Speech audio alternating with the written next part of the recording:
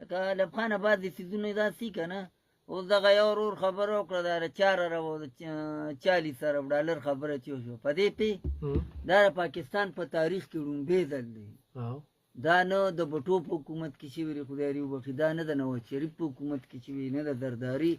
په دې موجوده حکومت کې دا په لومبي ځله دا نه سرمایه د بار ملکونو نه پاکستان ته راغله دا دی چې وایي چې یاره دا خپلو کورونو ته خو بس ورته یې ویلي چې مه رالېږئ پیسې مه رالېږئ د بار ده خو دا ځل چې څانه راغلی دا د سټیټ بینک رپورټ دی چې د پاکستان په تاریخ کې دا نه چېرته نه راغلی بس د هغه نه خو به ګیله په دې نه کوو دا د هغه خبره وه چې زه د خپل مل نه پیدا نه ورکړم نوجوان چې زه خپل مل دا د هغه خبره وه نو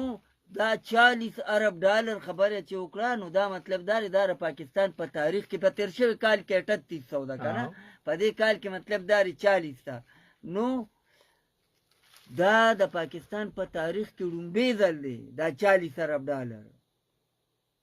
او په هغې باندې سټیټ بینک رپورټ راغی په هغې باندې وزیر اعظم چې کوم دی نو هغه پروګرام هم دی ورسیز په پاکستان کې که نه دوره د پروګرام دی زما خیال دی چې جوړ نن اخري ورځ ده که سبا اخري ورځ ده او په اخري ورځ پکې د آرمي چیف او د وزیر اعظم خطاب هم دی نو د ورسیز چې کومې پیسه رالیږي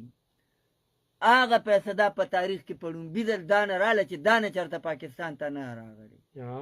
نو د ملګري خبره وکړه چې دی خپلو کورونو ته هر چا لی چې خپل کورونه چې دلته دي نو هغه به دا په دې مارکېټ کې نه لګوي په دې ملک کې به دا پیسه پاتې کېږي که به پاتې کېږي نه نو هغه دومره پورې هغه ذهن خلکو له غلط اړخه تاړي چې وی دی مطلب دا دی خپلو کورونو ته ولې مخکې چاله رالیږله څه د الب خان رور بار دی نو خو الب خان له خپلو بچو له پیسې رالیږي که نه ما له خو نه رالیږي خو چې د الب خان کور ته یې راولېږل نو د بچي به دلته تعلیم کوي دلته مطلب دا دی هیلپ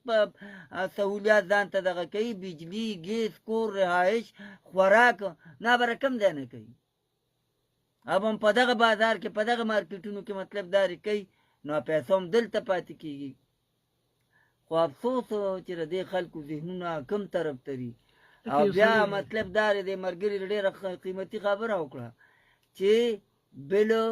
د صوبې د عوامو په مفاد کې ورته کتل پکار دي شخصي مطلب دا کومه خبره چې کېږي د رهایه که نه چې دغې سره یې سمون نه دی پکار